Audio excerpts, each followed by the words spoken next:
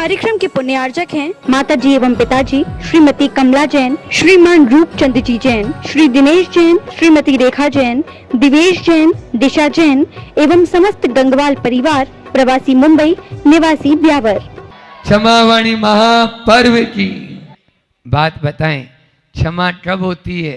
क्षमा मानना और क्षमा करना कि जब माटी होती है ना, वो कड़क होती है, उसमें पानी डालकर या पानी उसमें गिर जाता है तो वह फूल जाती है, और फूल जाती है अब उसमें बीज के अंकुरण करने की क्षमता आ जाती है।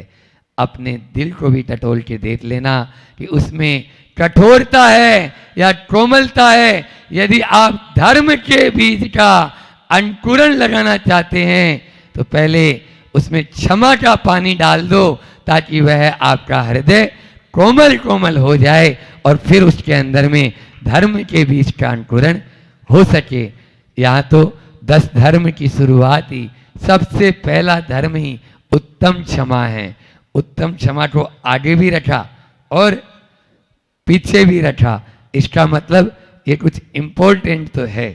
बिना क्षमा के न आर्जव आएगा, न आपके अंदर में मार्दव आएगा, न आपके सोच सत्य संयम कुछ भी नहीं आ पाएगा। क्षमा जो है वो सबसे बड़ा धर्म है। क्षमा बिना कुछ भी हमारे भीतर में आ नहीं सकता। क्षमा तभी होता है जब हमारे अंदर में समता होती है। समता 3 अक्षर है, बस उस समता के बिना कभी भी हम अपने उत्थान को प्राप्त नहीं कर सकते। यहाँ क्षमा वाणी में 2 शब्द हैं, एक है क्षमा और दूसरा है वाणी। शब्दों की क्षमा तो, वाणी की क्षमा तो हम मान लेते हैं। शब्दों की क्षमा मानना सरल है, लेकिन हृदय से क्षमा करना और क्षमा मानना बहुत कठिन है, बहुत कठिन है। अंतर विश्लेषण में भी मैंने यही कहा था आप लोगों से कि जिसके माध्यम से हमारे परिणामों में थोड़ी बहुत भी कलुषता आई है, उसके पास जाकर प्रत्यक्ष या परोक्ष रूप से हम उससे क्षमा याचना करें। औपचारिक क्षमा न हो, भीतरी क्षमा हो। 4 शब्द हैं आज क्षमा वाणी के ऊपर कि बदला लेना, बदल देना, बदल जाना और बदला चुकाना। संत कहते हैं बदला लेने का मजा क्षण भर का होता है और बदल देने का मजा जिंदगी भर का। आप क्या करना चाहते हो? सामने वाले का दिल बदल डालो। बदला लेने का मजा कुछ समय का है और बदल देने का मजा जिंदगी भर का है। स्वयं को भी बदल दें और सामने वाले को भी बदलने की कोशिश। हमें सामने वाला बदले या नहीं बदले, हमें अपने आप को बदलना है। सामने वाला नहीं बदलेगा। हाँ, झगड़े की जड़ क्या? बोलो। झगड़े की जड़ है you are wrong, I am right. लिख लो, समझ में आया? और झगड़ा खत्म करने का फार्मूला क्या है? You are right, I am right. मैंने बच्चों को एक कहानी सुनाई थी। 6 अंधे मिले और आपस में एक दूसरे को, हाथी ऐसा होता है, हाथी दीवार जैसा होता है, हाथी खंबे जैसा होता है, हाथी रस्से जैसा होता है, हाथी झाड़ू जैसा होता है, हाथी चद्दर जैसा होता है, लेकिन एक दूसरे से लड़ रहे हैं। बोलो। और जो आंख वाला है, ज्ञान की चक्षु हैं, वो कभी लड़ता झगड़ता नहीं।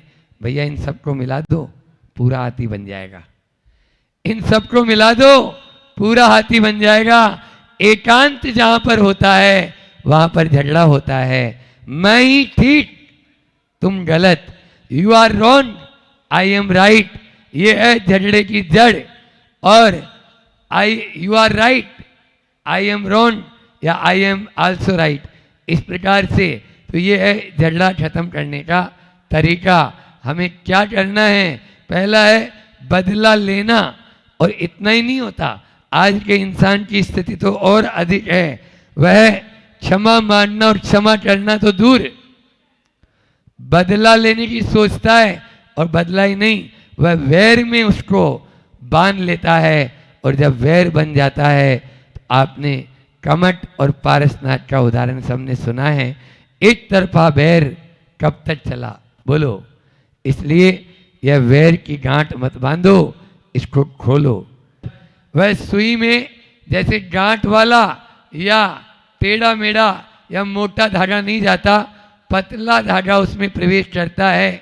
आप भी किसी के दिल में प्रवेश करना चाहते हो तो अपने आप को उस धागे की तरह बहुत पतला बना लो, आराम से दूसरे के हृदय में प्रवेश कर जाएंगे और आपका क्षमावाणी पर्व मनाना सार्थक हो जाएगा। आज का यह क्षमावाणी पर्व हमको यही शिक्षा दे रहा है कि हम उस धागे की तरह अपने आप को बनाएं। गांठें जितनी लगाओगे धागा उतना ही छोटा होता जाएगा, और गांठें जितनी खोलती जाओगे धागा उतना ही बड़ा हो जाएगा। बोलो, अपने धागे को छोटा करना चाहते हो या बड़ा करना चाहते हो? बड़ा करना चाहते हो तो गांठें खोलना, लेकिन आजकल तो देखते हैं फैशन भी ऐसी चली हुई है कि वो गांठें बांध के और बैग वगैरह या कुछ भी उसके बना देते हैं जो शिल्प कला वाले होते हैं। तो वो, अरे गांठ का क्यों बांधते हो? गांठ खोल के करो ना, गांठ बांधने का काम ही मत करो। समझ में आ रहा है? तो गांठ का काम हमेशा गांठ की ओर ही लेके जाएगा। वह दिल में भी आपके गांठें ही पैदा करेगा। और रहीमन धागा प्रेम का, मद तोड़ो छिटकाए, टूटे से फिर ना जुड़े, जुड़े गांठ पड़ जाए, जुड़े गांठ पड़ जाए। यह रहीमदास जी भी कहते हैं कि प्रेम का धागा तोड़ो मत, बस तोड़ देंगे तो वह गांठ उसमें पड़ जाएगी। और जब गांठ पड़ जाएगी, कहीं पानी खींचा, कुएं से पानी खींचा आप लोगों ने, रस्सा में गांठ हो तो गिर्रा के ऊपर आते ही नीचे चली जाता है। फिर अपन क्या करते हैं, दम लगाओ और अब अपना श्वास रोक कर उस रस्से को उठाओ, फिर से उस गिर्रा के ऊपर रखो, फिर चलेगा। समझ में आया? जैसे ही गांठ आती है तो गिर्रा के बाहर चला जाता है रस्सा, और बाहर चला जाता है तो अब खींचेगा क्या? नहीं खींचेगा। बस गांठ यही काम करती है, वो गिर्रा से नीचे उतार देती है। उस गिर्रा के क्या बोलते हो आप लोग मराठी में, जो गोल गोल सा होता है ना, जिसके ऊपर आसानी से हम रस्सी खींच लेते हैं। इस प्रकार से वह गांठ हमारे रस्से को नीचे उतार देती है। इसी प्रकार से गांठ हमारे जीवन को नीचे उतार देती है, फिर से चढ़ाने में बड़ा जोर आता है। तो इस प्रकार से गांठों को खोलेंगे तभी आप बदल जाना, अपन स्वयं बदल जाएंगे। और बदला चुकाना का मतलब ये है कि किसी ने आपका कुछ भी उपकार किया है उसका बदला चुकाओ, लेकिन किसी ने आपका कोई अपकार किया है उसको भूल जाओ। फॉरगेट एंड फॉरगिव, भूल जाओ और क्षमा कर लो, क्षमा कर दो। ये सबसे अच्छा फार्मूला है मेरा। मैं तो हमेशा बोलता हूँ कि बस डबल एफ को याद रखो, भूलना और क्षमा करना यही हमारे हाथ में है। हमने क्षमा किया उसकी वो जाने, फिर भी उससे भी अपन बार बार बोलते चले जाएं, क्षमा कर दो भैया, हमारी गलती है। और आपको बताऊं, खम्मामि सव्य जीवानाम सव्य जीवा क्षमंतु में मित्ति में सव्य बुधेसु वैरम मध्यम न कैणवी। ऐसी भावना के साथ में बोलिए, अहिंसा परमो धर्म की। आचार्य गुरुवर विद्यासागर महामुनि राज की। इस कार्यक्रम के पुण्यार्चक थे माताजी एवं पिताजी श्रीमती कमला जैन, श्रीमान रूपचंद जी जैन, श्री दिनेश जैन, श्रीमती रेखा जैन, दिवेश जैन, दिशा जैन एवं समस्त गंगवाल परिवार, प्रवासी मुंबई, निवासी ब्यावर।